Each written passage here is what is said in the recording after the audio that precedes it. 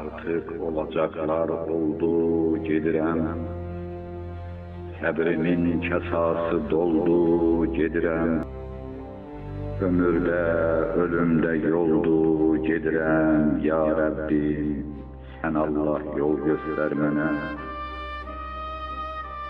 Birisi yol gedər, yoldan ötəndi, Eli, obası var, dərdləri səndi. Mənə dedilər ki, ora vətəndi, Ya Rabbim, Sən Allah yol göstər mənə.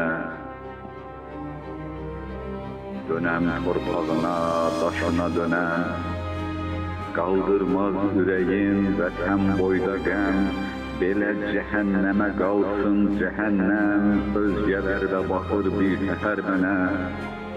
Ya Rabbim, Sən Allah yol göstər mənə.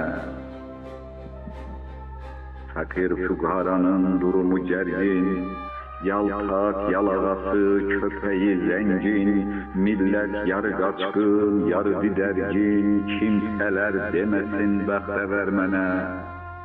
Ya Rabbim, Sən Allah yol göstər mənə. Mən qərib eldəyəm, yolum haçadır, gözləri yollarda anam qocadır. Sən oradan görürsən yerin ucadır, Ya Rabbi, Sən Allah yol göstər mənə.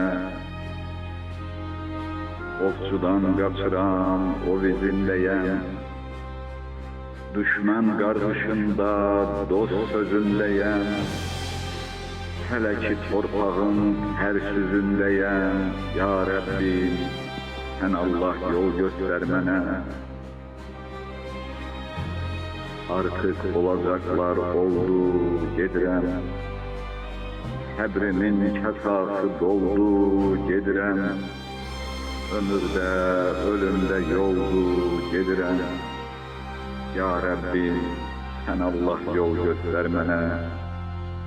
Ya Rabbim, Ya Rabbim, yol göstər mənə.